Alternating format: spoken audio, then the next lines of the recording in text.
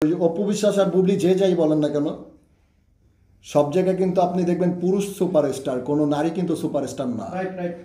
আমি একজনকে বউ বানাবো, ও কিন্তু আমার সাথে ওই প্রচার হয়ে যাবে যে জুনিয়র সাকিবের বউ। কে বলবে না যে ওই অমকের স্বামী জুনিয়র সাকিব, এটা বলবে না।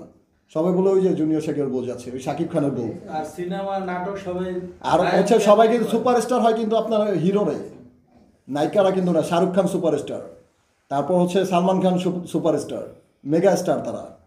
এই যেমন সাকিব আল হাসান, মানে সব কোনো নারী ক্রিকেটার তো দেখলাম না যে সারা পৃথিবীতে পুরুষের ভাই, পুরুষের কি জানেন ক্রেডিটটা তারা কর্ম করে, পরিশ্রম করে, তারা মেধা খাটায় কাজ করে। আর নারীরা কি তাদের জন্য ঘরের কাজ, স্বামীকে খেজমত করা, এগুলা আমি মনে করি তাদের জন্য ভালো। কারণ তারা মাতবাড়ি করবে, আইসা পুরুষদেরকে অবহেলিত করবে। আমি 5 বছরে, আগামী 5 বছরে আমি চাই আমার 2-1টা সিনেমা রিলিজ হোক, জায়গায় জায়গায় পোস্টার টানানো থাকবে। তাহলে তো দর্শক যাবে আমার সিনেমাটা দেখতে, যে জুনিয়র সাকিব কী মুভি করছে একটু দেখতে হবে। কারণ সবাই তো ভালোবাসে আমারে।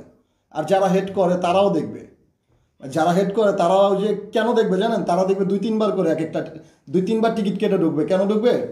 দেখি আর কোন জায়গায় একটু ভুল ধরা যায়, ওইটা এসে আবার রিভিউ দিব, আমি একটু ভাইরাল হইতে পারবো।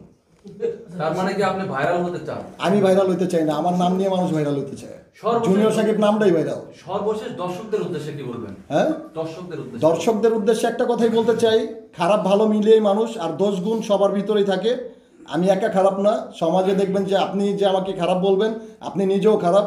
একটু বিবেচনা করে দেখবেন যে জন্মের পর থেকে আমার 27-28 বছর বয়স, আপনার বয়সটা কত, আপনি ওই অনুযায়ী দেখবেন যে আপনি কতগুলা অপরাধ করেছেন লাইফে, তাহলে আরেকজনকে দোষী মনে করবেন। আর না হয় কেউই দোষী নাই দুনিয়াতে।